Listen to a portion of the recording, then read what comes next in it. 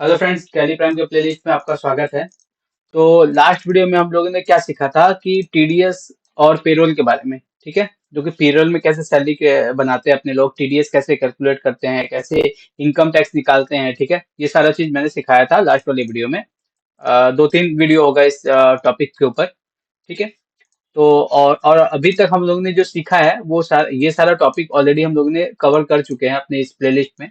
अगर आपको इनमें से कोई भी वीडियो देखना है तो मेरे प्लेलिस्ट को फॉलो कर सकते हैं। और अगर आपको टैली पूरा सीखना है फ्रॉम बिगनिंग से लेके एंड तक, तो मैं इस प्लेलिस्ट में आपको सारा चीज मैं ऑलरेडी बता चुका हूँ। और ये वीडियो कंटिन्यू चलता जा रहा है, ठीक है। तो आज का जो टॉपिक है ये रिक्वेस्टेड वीडियो है। तो लोन एडजस्टमेंट के ऊपर तो मैं भी बता देता हूँ, लोन एडजस्टमेंट के ऊपर इंटरेस्ट कैसी होती है टैली में, ठीक है। इसका ट्रीटमेंट कैसे होता है, ठीक है।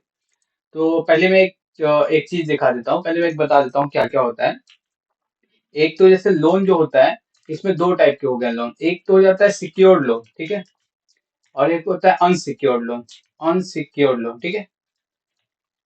अनसिक्योर्ड लोन टैली में दो टाइप है, secured loan, unsecured loan. Secured loan क्या है कि लाइक सपोज आपने किसी से लोन लिया है, बैंक से लोन लिया है, ठीक है। कोई कार लोन लिया है, वो आप सिक्योर्ड लोन में डाल सकते हैं। अनसिक्योर्ड लोन किसी पर्सन से लोन ले रहे हैं, ठीक है।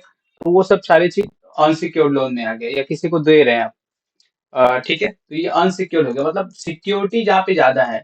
लाइक अगर बैंक से आप लोन ले रहे हैं तो वहाँ पे सिक्योरिटी ज्यादा है, इसका मतलब बैंक को पता है कि ये कंपनी दे देगा, तो वो सिक्योर्ड, या फिर आप दे देंगे तो उसको सिक्योर्ड लोन में रखते हैं। अनसिक्योर्ड में क्या होता है कि सपोज किसी पर्सन को लोन दिए या किसी पर्सन को लोन दिए, तो अनसिक्योरिटी रहता है उसमें, ठीक है। तो इस दो टाइप में होते हैं। और लोन के क्या क्या भाग होते हैं। अब लोन में क्या होता है कि सपोज एक होता है बिजनेस लोन, ठीक है। सिक्योर्ड लोन में क्या क्या पकड़ सकते हैं, एक कर सकते हैं बिजनेस लोन, एक कर सकते हैं आप कार लोन, ठीक है। कार लोन कर सकते हैं। पर्सनल लोन भी रख सकते हैं आप बिजनेस लोन में, ठीक है। इन सबको बिजनेस लोन में डाल सकते हैं। अनसिक्योर्ड लोन में भी आप पर्सनल लोन डाल सकते हैं कि आपने किसी पर्सन को लोन दिया, ठीक है। तो डिपेंड करता है नेचर ऑफ लोन के ऊपर, ठीक है। अगर पर्सनल लोन अगर किसी बैंक से लिए हैं तो वो सिक्योर्ड में हो जाएगा। अगर पर्सनल लोन किसी आप पर्सन से लिए हैं, पर्सन को दिए हैं, तो अनसिक्योर्ड हो जाएगा, ठीक है। तो डिपेंड करता है। तो ये कुछ लोन का डिफिनीशन है, ठीक है। अच्छा, लोन लेते हैं तो क्या होता है कि आप तो लोन सपोज, अगर मैं एक कार लोन के बारे में अगर मैं बताऊं, कार लोन के बारे में, एक मिनट में एक काम करता हूँ, शेड्यूल ही खोल देता हूँ, ठीक है। आप सपोज करते हैं कि आप किसी दुकान में गए, ठीक है, किसी शोरूम में गए, आपने आपको एक गाड़ी खरीदना है, ठीक है। तो आप क्या करते हैं, गाड़ी के बारे में आप शोरूम से बात करते हैं, ठीक है, ना कि बैंक से बात करते हैं। या फिनेंसर, जो फाइनेंसर होते हैं उनसे बात करते हैं। आप डायरेक्ट गाड़ी जो दिखाते हैं उनके रिप्रेजेंटेटिव से बात करते हैं कि गाड़ी क्या दाम का है क्या नहीं। आपको अगर पसंद हो जाता है तो आप बोलते हो कि ठीक है, मेरे को ये फाइनेंस में चाहिए। तो वो लोग क्या करते हैं, आपको फाइनेंस भी करा देते हैं गाड़ी का, ठीक है। अब गाड़ी जब फाइनेंस होता है तो फाइनेंसर के पास आप जाते हैं तो फाइनेंसर आपसे एक कुछ लमसम एडवांस भी मांगता है, या डाउन पेमेंट जिसको बोलते हैं, वो डाउन पेमेंट भी मांगता है, ठीक है। तो आपने क्या किया, गाड़ी भी खरीद लिया, आपके पास गाड़ी भी आ गया, ठीक है। उसके बाद आपने डाउन पेमेंट भी कर दिया, और फाइनेंसर ने आपका लोन भी पास कर दिया, ठीक है, आपके क्रेडिट स्कोर के ऊपर। अब क्या होगा कि फाइनेंसर क्या बोलेगा, अब आपसे आपने जो गाड़ी खरीदा है, उस गाड़ी का वैल्यू क्या था। लाइक यहाँ मैंने एग्जांपल दे दिया है। तो गाड़ी का वैल्यू जो था वो 8 लाख रुपीज है, ठीक है। अच्छा, गाड़ी के ऊपर जो टैक्स लगता है वो 28% लगता है। अगर आप गाड़ी किसी लोकल जगह से खरीद रहे हैं, आप भी लोकल जगह है, तो क्या होता है कि 14% CGST और 14% SGST आपको देना पड़ेगा गाड़ी के ऊपर, ठीक है। ठीक है। उसके बाद अब गाड़ी के ऊपर सेस भी देना पड़ता है, ठीक है। सेस मैंने कहाँ पढ़ा है आप लोग को। सेस का मैंने जब टीसीएस का मैं वीडियो करा रहा था उस समय सेस भी मैंने दिखाया था कि कैसे कैसे सेस का कैलकुलेशन था, कितना परसेंट सेस किस गाड़ी के ऊपर लगता है, ठीक है। उसके बाद ये सेस भी 15% आपका किसके ऊपर लगेगा, टैक्सेबल वैल्यू पे, ठीक है। उसके बाद टीसीएस भी आपको देना पड़ता है। कम जब भी आप गाड़ी खरीदते हैं ना, तो अगर 10 लाख के ऊपर अगर आपका गाड़ी का टोटल वैल्यू है, जीएसटी लेके, मतलब यहाँ पे यहाँ से लेके यहाँ तक का जो वैल्यू है, इन सबको अगर ऐड करेंगे क्या बनता है, 11,44,000। तो इन टोटल जो वैल्यू है वो 10 लाख को एक्सीड अगर कर देता है, तो आपको 1% टीडीएस टीसीएस देना पड़ता है, ठीक है। ये भी मैंने आपको बताया है, ठीक है। कहाँ बताया है, ये मैंने बताया है जब मैं टीसीएस का वीडियो करा रहा था। मैं दिखा देता हूँ, जब टीसीएस का मैं करा रहा था तो मैंने यहाँ पे दिखाया था, ये रहा। इस टॉपिक में मैंने बताया था टाइप ऑफ गुड्स और ट्रांजेक्शन, यहाँ पे मैं यहाँ 8 नंबर पॉइंट में मैंने बताया था कि purchase of motor vehicle exceeding ₹10 lakh 1% आपको टीसीएस देना पड़ेगा, ठीक है। तो ये मैं टॉपिक ऑलरेडी कवर कर चुका हूँ, अगर नहीं पता है तो मेरे टीसीएस वाले वीडियो में आप देख सकते हैं इसी प्लेलिस्ट। ओके, ठीक है, तो आगे बढ़ते हैं हम लोग। तो ये हो गया गाड़ी का टोटल वैल्यू। कितना पड़ा गाड़ी का total value? 11,55,440 rupees total car का जो वैल्यू है निकला, ऑन रोड प्राइस ये निकला, ठीक है। अब क्या होता है कि आपने 50,000 डाउन पेमेंट कर दिया इस गाड़ी को लेने के लिए। गाड़ी आपके घर पे चली आई, ठीक है। उसके बाद जो बैलेंस अमाउंट बनता है 11,05,440 रुपीज, ठीक है, उसको आपको 12 इंस्टॉलमेंट में पेमेंट करना है। 12 इंस्टॉलमेंट है पर मंथ। इंस्टॉलमेंट, ठीक है, 12 इंस्टॉलमेंट में आपको पेमेंट करना है, ठीक है। तो 12 इंस्टॉलमेंट में पेमेंट कीजिएगा, ठीक है। अब गाड़ी क्या था, सपोज करते कोई भी गाड़ी हो, मैंने यहाँ पे महिंद्रा थार ले लिया है, ठीक है। तो आपको 12 इंस्टॉलमेंट में पेमेंट करना है, तो अब जो फाइनेंसर या बैंक आपको एक शेड्यूल भेजेगा। क्या शेड्यूल भेजेगा मैं दिखा देता हूँ, शेड्यूल क्या भेजेगा। यहाँ पे 8 लाख रुपीज होगा, ठीक है। और जो ये कैलकुलेशन है ना, ये 8 लाख के बेस पे है। मैंने अलग से एक बना के रखा था, मैं दिखा देता हूँ कैसे होता है। 8 लाख के ऊपर ये आ गया, ठीक है। उसके बाद में यहाँ से इसको कॉपी कर लेता हूँ, ये आ गया। उसके बाद यहाँ से मैं कॉपी करना पड़ेगा मेरे को, लेके 12 महीने, ठीक है। मैंने ये अलग से बना दिया ताकि आपको इजी हो समझने में, ठीक है। तो हर मंथ आपको पेमेंट करना पड़ेगा इसका। अब इसमें क्या है, टोटल जो लोन अमाउंट है वो 8 लाख रुपीज है। सॉरी, यहाँ पे 8 लाख नहीं होगा यार, ये अमाउंट का आपको फाइनेंस मिलेगा। तो मैं यहाँ पे ये अमाउंट एक बार डाल देता हूँ, जस्ट सेकंड गाइस, ठीक है। और यहाँ से मैं इसको कॉपी कर लिया, यहाँ डाल दिया। उसके बाद यहाँ से मैं इसको कॉपी कर लेता हूँ,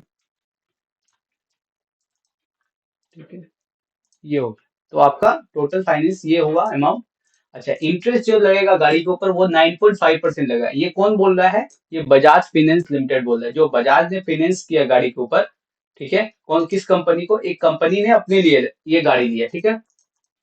कंपनी के यूज के लिए ये गाड़ी है, या फिर डायरेक्टर की यूज के लिए, या फिर कोई कंपनी का पार्टनर है उसके यूज के लिए ये गाड़ी दिया गया, ठीक है। अब उसमें क्या हुआ है, टोटल अमाउंट ये रहा, ठीक है। उसके बाद एनुअल इंटरेस्ट रेट जो आएगा 9.50, ठीक है। लोन पीरियड इन ईयर, ये 1 साल के लिए लोन है, इसलिए 1। Number of payment per year 12 का, मतलब हर मंथ में एक पेमेंट होगा, तो 12 महीना है तो 12 पेमेंट होगा, इसलिए 12। लोन डेट और स्टार्ट डेट ऑफ लोन क्या है, 1/4/2023, ठीक है। अच्छा, name of the motor company, जिस कंपनी से मैंने गाड़ी खरीदा उसका नाम क्या है, तो XYZ मोटर कंपनी मैंने पकड़ लिया, ठीक है। अच्छा, शेड्यूल पेमेंट क्या है, 96 to 928, मतलब पर मंथ मेरे को इतना पेमेंट देना पड़ेगा इंक्लूडिंग इंटरेस्ट, ठीक है। शेड्यूल नंबर ऑफ पेमेंट कितना है, 12, क्योंकि 12 मैंने यहाँ लिखा है इसलिए 12 यहाँ लिया। Annual actual number of payment क्या है, 12। टोटल अर्ली पेमेंट, कोई अर्ली पेमेंट किया है क्या, तो इस केस में नहीं किया हुआ है। टोटल इंटरेस्ट कितना बना, 57,706.3, तो कितना इंटरेस्ट मेरे को देना है, और प्रिंसिपल तो वो अलग है ही। ये इंटरेस्ट आ गया पूरा आपका, देखिए 57,706 और टोटल प्रिंसिपल जो बना, वो प्रिंसिपल मेरा कितना बना, 11,04,000। टोटल प्रिंसिपल ये बन गया। तो मेरे को टोटल पेमेंट कितना देना है, 1162। मैंने लोन कितना लिया, 11,05,400,440, और मेरे को पेमेंट कितना करना है, 11,162,385, ठीक है। ये मेरे को पेमेंट करना है। अब देखिए क्या होता है कि अब इसका जो एंट्रीज है मेरे को बुक्स में कैसे करना पड़ेगा। अच्छा, एक चीज और मैं बता दूं, जब भी आप गाड़ी खरीदते हैं ना, गाड़ी के ऊपर आपको जीएसटी नहीं मिलता है। मिलता भी है, नहीं भी मिलता है, ठीक है। दो कारण है। अगर ये गाड़ी पर्सनल यूज के लिए हो, मतलब अगर किसी कंपनी में पर्सनल यूज के लिए हो, तो इस पे जीएसटी इनपुट आपको नहीं मिलेगा, ठीक है। जीएसटी पे इनपुट आपको जीएसटी पे आपको इनपुट जो है वो नहीं मिलेगा, ठीक है। अच्छा, दूसरा क्या है, अगर ये किसी बिजनेस यूज के लिए हो, लाइक, अच्छा दूसरा चीज, अगर कब मिलेगा, जब इस गाड़ी की कैपेसिटी 13 से ज्यादा हो। अगर गाड़ी की कैपेसिटी 13% से ज्यादा हो, तो इसके जीएसटी का इनपुट आपको मिलेगा। ठीक है, जीएसटी का इनपुट मिलेगा। अच्छा, तीसरा केस क्या है, अगर ये बिजनेस यूज के लिए हो, ठीक है, तब भी ये जीएसटी का इनपुट आपको मिलेगा। क्यों मिलेगा? लाइक अगर आप डील करते हैं गाड़ी का ट्रेडिंग, ठीक है, आपने मैन्युफैक्चरर से गाड़ी खरीदा, ठीक है, तो आपने इस मैन्युफैक्चरर से जब गाड़ी खरीदा तो उसको जीएसटी दिया, और आपने जब गाड़ी किसी कस्टमर को बेचा तब आप जीएसटी कलेक्ट कर रहे हैं, तो उस केस में आपको इनपुट मिलेगा। ठीक है, तो ये जीएसटी के बारे में आपको नॉलेज होना चाहिए कि इनपुट कब मिलेगा, आउटपुट कब मिलेगा। ठीक है, ये आ गया। तो अब चलिए हम लोग टैली में एक बार जाते हैं, टैली में देखते हैं इसका ट्रीटमेंट कैसे करेंगे। ठीक है, तो मैं एक काम करता हूँ। अब देखिए बहुत सारे वीडियो में क्या दिखाता है ना, सिर्फ आपको कार का जो प्राइस है उसके ऊपर बिल बना देगा, बट आपको एक्चुअली ये सब कोई नहीं दिखाता है। जीएसटी का ट्रीटमेंट कैसे होगा, सेस लगेगा क्या, टीसीएस कलेक्ट होगा क्या, ये सब कुछ नहीं बताता है कोई। मैंने यूट्यूब पे भी वीडियो देखा है, बट ये सारा चीज नहीं बताता है कोई जल्दी। आपको यहाँ तक ही बताएगा। अब बहुत लोग क्या करेंगे, जीएसटी तक ही बताते हैं, बस सेस भी उसमें लगता है ये नहीं बताते हैं, टीसीएस भी आपको देना पड़ेगा, ये सब चीज आपको नहीं बताया जाता है।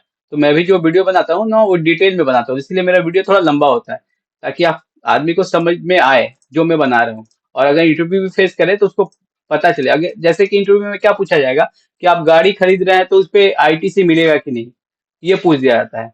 ठीक है, गाड़ी के ऊपर जीएसटी कितना लगता है, ठीक है, गाड़ी के ऊपर सेस कितना लगता है, गाड़ी के ऊपर कब टीसीएस आपसे लिया जाएगा। ठीक है, ये सारा क्वेश्चन इंटरव्यू में पूछा रहता है, इसलिए मैंने आगे ही बता दिया कि गाड़ी के ऊपर टीसीएस कब लगता है।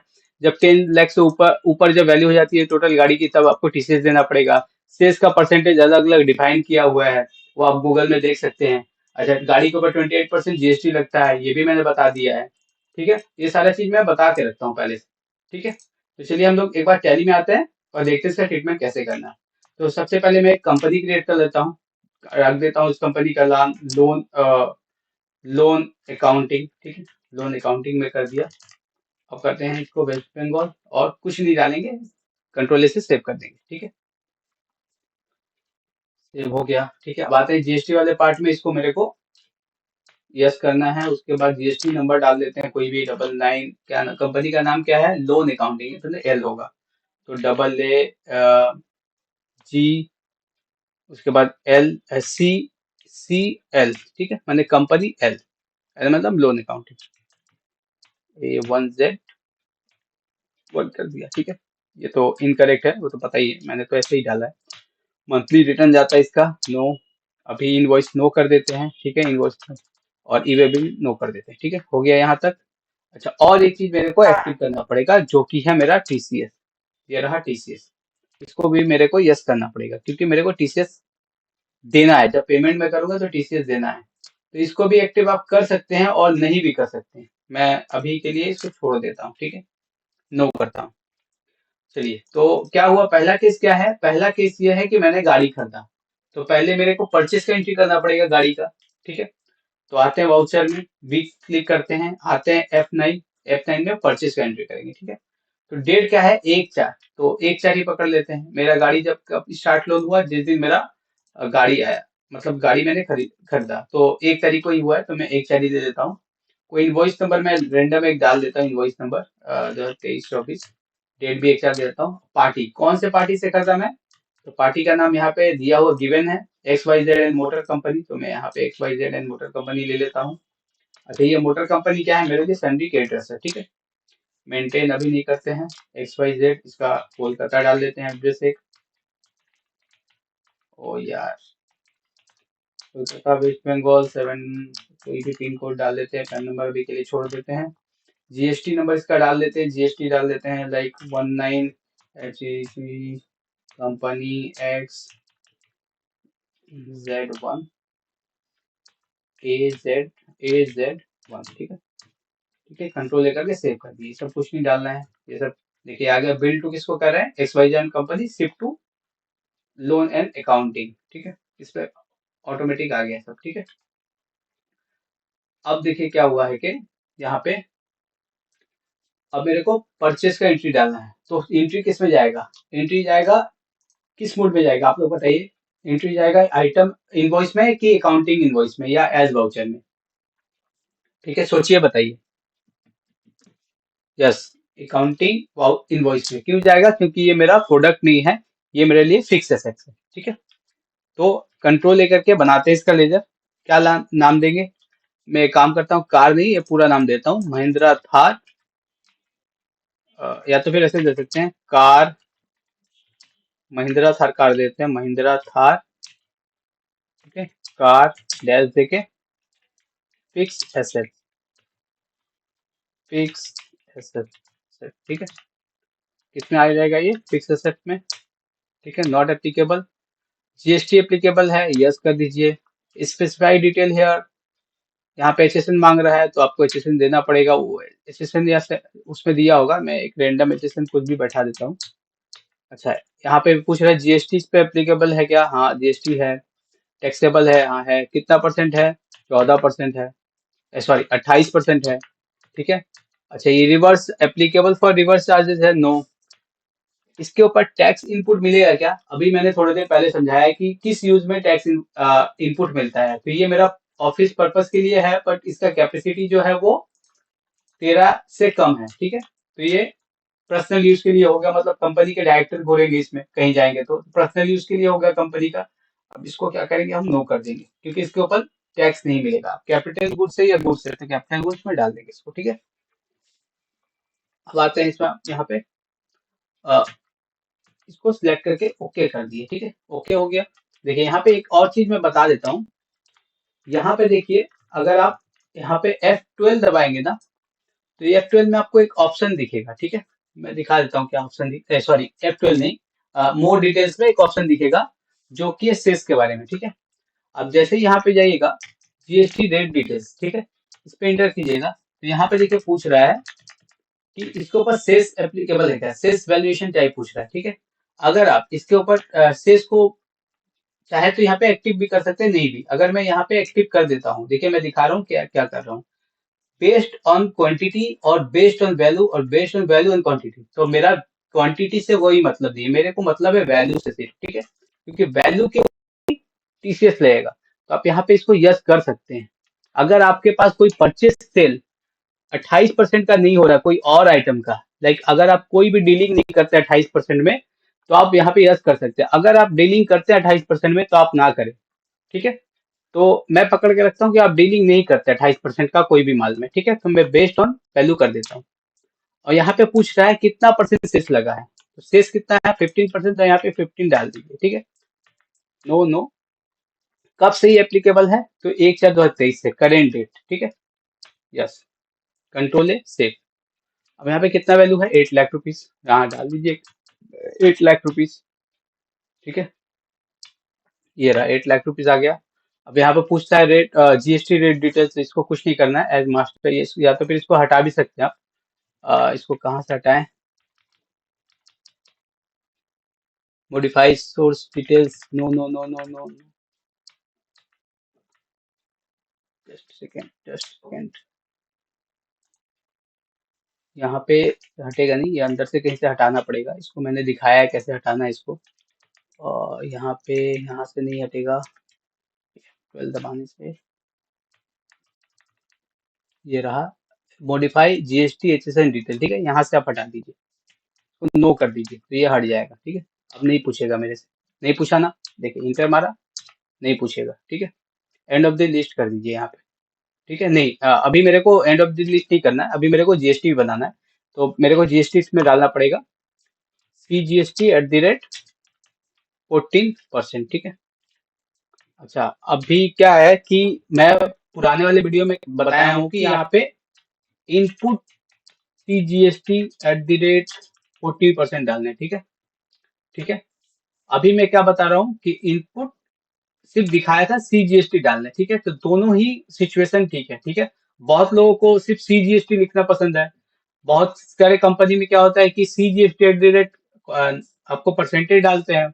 बहुत सारे कंपनी में सिर्फ इनपुट टैक्स और आउटपुट टैक्स लिखते हैं, तो जिसकी जैसी इच्छा, जिसको जैसा अच्छा लगता है वो करता है। तो मेरे को input CGST at the rate 14% भी अच्छा लगता है, और अगर आप सिर्फ इनपुट टैक्स लिखते हो वो भी ठीक है, इनपुट जीएसटी। ठीक है, तो मैं डाल देता हूँ इनपुट CGST 14%। ये किस में जाएगा? ड्यूटी एंड टैक्सेस में। GST, CGST, परसेंटेज पूछ रहा है कितना परसेंट, तो कितना परसेंट है? 14, तो 14 डाल दिया, नॉट एप्लीकेबल। ठीक है, आ गया मेरा 1,12,000, 1,12,000 आ गया। देखिए ऑटो कैलकुलेट होना चाहिए, अगर ऑटो कैलकुलेट नहीं हो रहा है ना ये GST, इसका मतलब आप कहीं गड़बड़ की है। ठीक है, ये भी जान के रखिए। उसके बाद नया बनाते हैं, इनपुट SGST @ 14। बहुत लोग पूछेंगे सर इनपुट तो मिलेगा नहीं, तो इनपुट क्यों लिख रहा है? मैं लिख रहा हूँ, मेरे को अच्छा लगता है। ठीक है, आपको नहीं अच्छा लगता आप इनपुट मत लिखिए। ठीक है, इनपुट डाल दिया, अब आ गया ये 12%। ठीक है, अब क्या है? सेस, सेस का मेरे को बनाना पड़ेगा, तो सेस का भी लेजर बना लेते हैं। Cess on GST, cess on GST, duty and taxes, GST, cess. अब पूछ रहा है कि एनी बेस्ड ऑन क्वांटिटी या फिर बेस्ड ऑन वैल्यू। तो मैंने ऑलरेडी डिफाइन कर चुका हूँ GST में कि बेस्ड ऑन वैल्यू डिफाइन किया था ना। अगर मैं यहाँ पे एनी कर दूं, बेस्ड ऑन क्वांटिटी कर दूं तो नहीं लेगा, या बेस्ड ऑन वैल्यू कर दूं तो नहीं लेगा।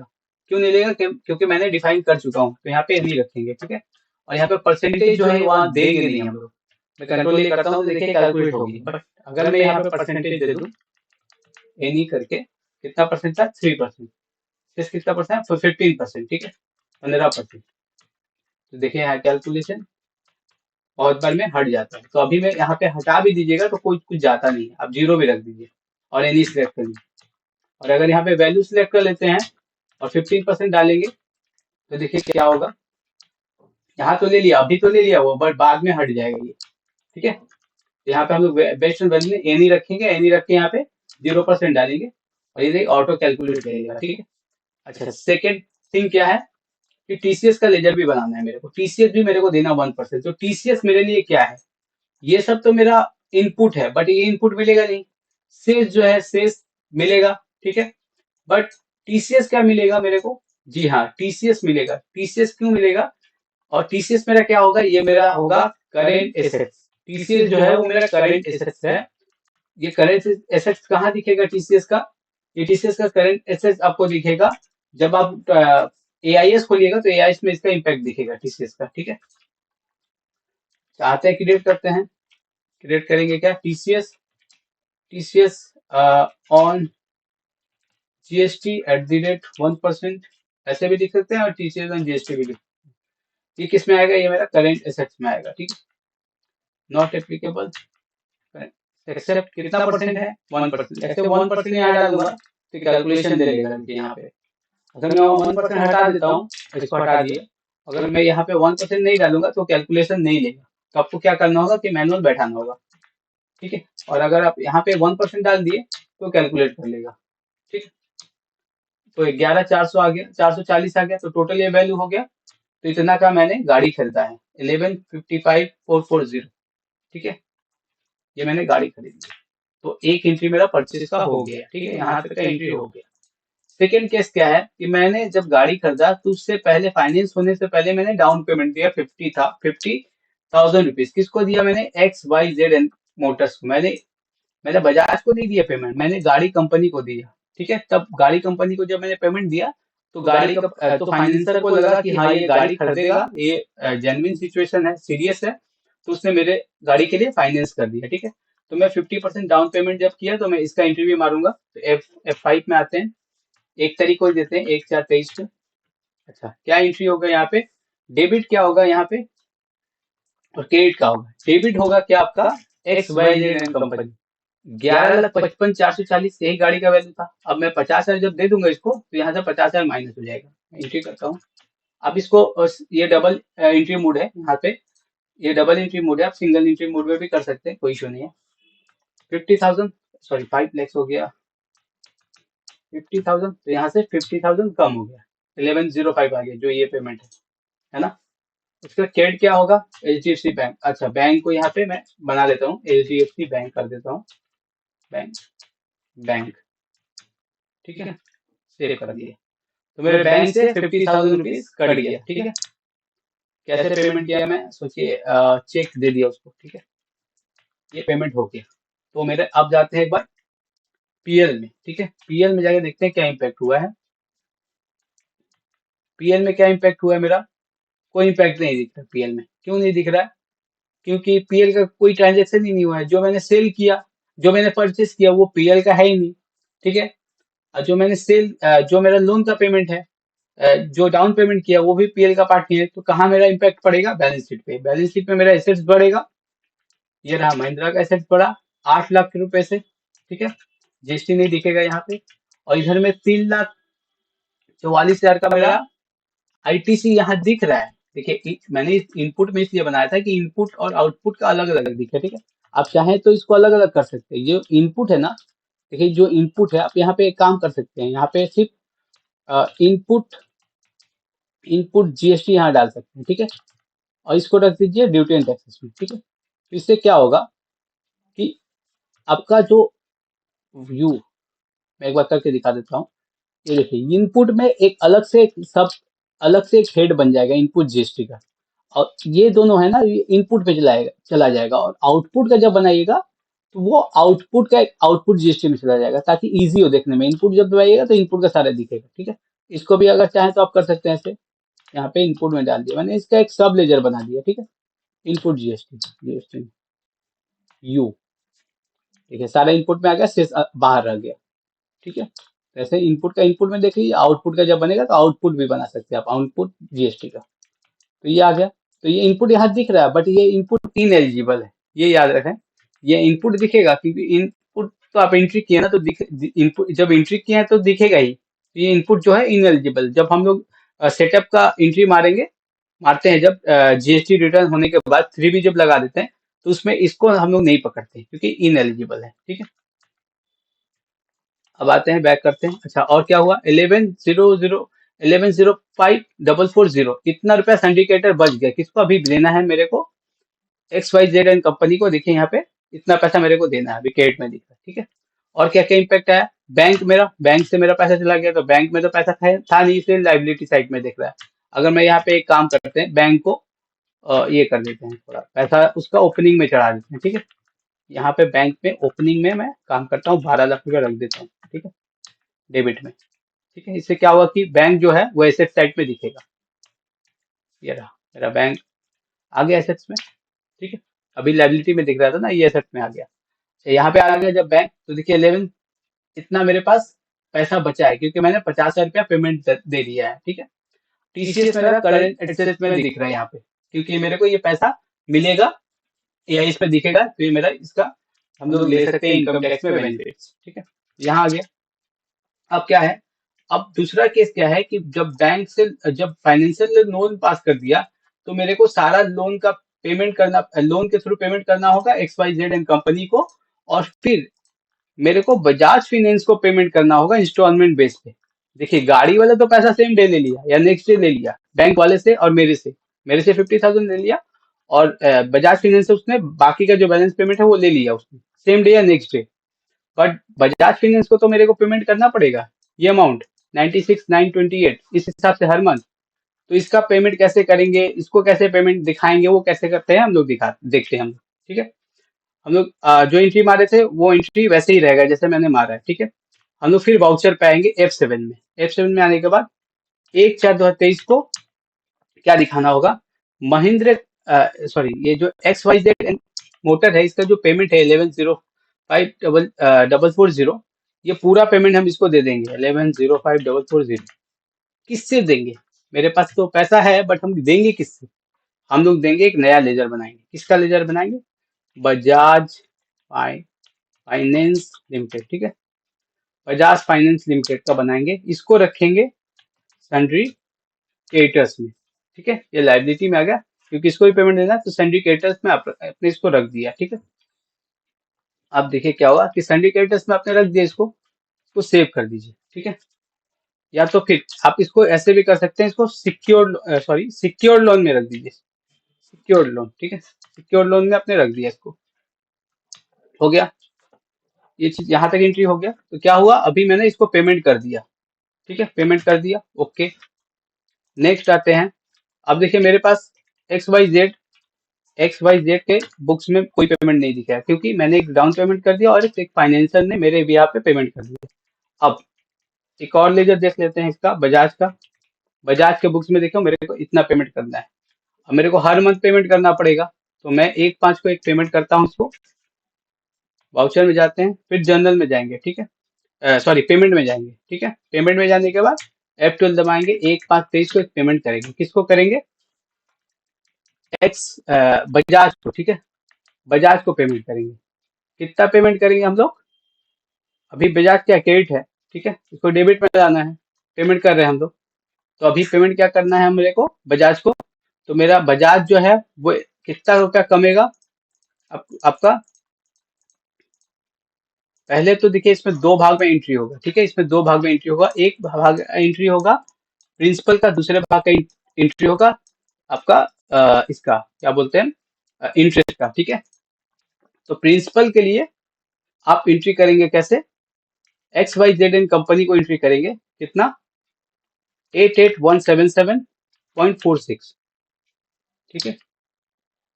सॉरी 8, इसको क्यों करेंगे यार, बजाज फाइनेंस को 10 रुपया करेंगे, तो मेरा इससे टोटल जो था 1105, इससे मतलब मैं दिखा देता हूँ, इससे ये अमाउंट कम हो गया। देखिए 1017 दिख रहा, 1017 दिख रहा है, उसके बुक्स में इतना दिख रहा है, ठीक है।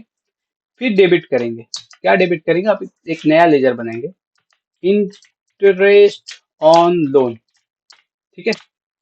प्रिंसिपल जो है वो सिक्योर्ड लोन है, ठीक है। बट इंटरेस्ट ऑन लोन ये लोन नहीं है, ये मेरा है इनडायरेक्ट एक्सपेंस। ये एक्सपेंस में एंट्री होता है इसका। नो नो, ये भी no, not applicable. Interest on loan अलग से एंट्री होता है, ठीक है। इस पे प्रिंसिपल का जो है 8751.40, ये प्रिंसिपल का एंट्री होगा खर्चा में। और पेमेंट किससे जाएगा? HDFC बैंक से, ठीक है। ये रहा एंट्री। बजाज चेक से देना है, किससे देना है? आप कर सकते हैं बजाज फाइनेंस को ई ट्रांसफर कर दिया, ठीक है। ये हो गया, ठीक है। ये एंट्री मेरा हो गया। अब देखते हैं एक बार बजाज फाइनेंस के बुक्स में क्या एंट्री दिखता है, इम्पैक्ट आता है। बजाज फाइनेंस ये रहा, 1105 देना था, मैंने यहाँ दे दिया है, ठीक है। अब उसके बुक्स में बचेगा कितना? ये वाला अमाउंट देखिए, बचा ये अमाउंट 10,17262.54, दिख रहा है ना कैसे बचा मेरा? इससे ये वाले अमाउंट से ये अमाउंट जब कमेगा तो ये अमाउंट बचेगा, ठीक है। अब इंटरेस्ट जो है, इंटरेस्ट का अलग कैलकुलेशन होता है, इसीलिए इंटरेस्ट का पेमेंट हम लोगों ने अलग दिखाया। उसका जो बुक्स है, जो शेड्यूल आपको मिलेगा, ये एक शेड्यूल है लोन का, शेड्यूल इसको बोलते हैं। तो ये शेड्यूल जो है इस हिसाब से चलना चाहिए, आपका बैलेंस ये दिखना चाहिए हर मंथ। अब नेक्स्ट मंथ जब आएगा तो नेक्स्ट मंथ पे भी आपको एंट्री करना होगा। अब जैसे 1/6 को मैंने पेमेंट किया, फिर से 1/6/2023 को क्या पेमेंट है यहाँ पे? शेड्यूल देख के ही पेमेंट करना है, अपने आप से नहीं करना है। शेड्यूल देखना और पेमेंट करना है। आप हर मंथ सेम अमाउंट नहीं मार सकते, आपको शेड्यूल देखना और पेमेंट करना। फिर जाते हैं बजाज में, कितना पेमेंट दिख रहा है यहाँ पे? प्रिंसिपल का 88875.53, ठीक है। डेबिट जाएंगे, क्या करेंगे? Loan on interest on loan कितना है? 8053.33, ठीक है। बैंक से पेमेंट गया, डन, ठीक है। Save save. तो 2 मंथ का मैंने पेमेंट कर दिया। उसके बुक्स में क्या दिखता है देखिए, बजाज के बुक्स में क्या दिख रहा है? ये दो दो बार पेमेंट हुआ, 928,387 ये दिखा। तो ये बॉक्स में मिलना चाहिए। अब बैलेंस, अब पीएल में आते हैं, क्या इम्पैक्ट पड़ा देखिए। पीएल में मेरा जो एक्सपेंस का है वो 2 महीना का यहाँ पे इंटरेस्ट दिख गया, ठीक है। 2 महीना का इंटरेस्ट दिख गया। अब 2 महीना का जो इंटरेस्ट ये यहाँ से भी मैच कर रहा है, पहला मंथ का ये, दूसरा मंथ का ये, तो ये क्यूमुलेटिव होके ये आ गया। तीसरा मंथ का जब करेंगे तो ये यहाँ पे नीचे दिखेगा, ठीक है। तो ये सब मैच कराना पड़ता है। बैलेंस शीट में क्या इम्पैक्ट आया? मेरा ड्यूटी एंड टैक्सेस लाइबिलिटी में आ गया, यहाँ पे लाइबिलिटी के साइड का इधर दिख रहा है एसेट्स में। उसके बाद क्या हुआ इधर में आपका 8 लाख का तो दिख ही रहा वो। बैंक से मेरा बैंक कम हो गया, क्योंकि मेरा बैंक 12 लाख रुपया जो ओपनिंग था वो क्या हुआ, 50 लाख पेमेंट मैंने डाउन पेमेंट किया, और ये 2 इंस्टॉलमेंट पेमेंट किया प्रिंसिपल का, ठीक है। अच्छा उसके बाद क्या हुआ, टीसीएस तो वैसे ही रह गया, और यहाँ सिक्योर्ड लोन जो है वो कम हो गया, 11,05,440 से ये कम हो गया, ठीक है। तो ऐसे बैंक के लोन्स का एंट्री होता है, ठीक है। तो आई होप आपको वीडियो समझ में आया होगा, ठीक है। अच्छा लगे तो लाइक से सब्सक्राइब करना ना भूलें। Thank you.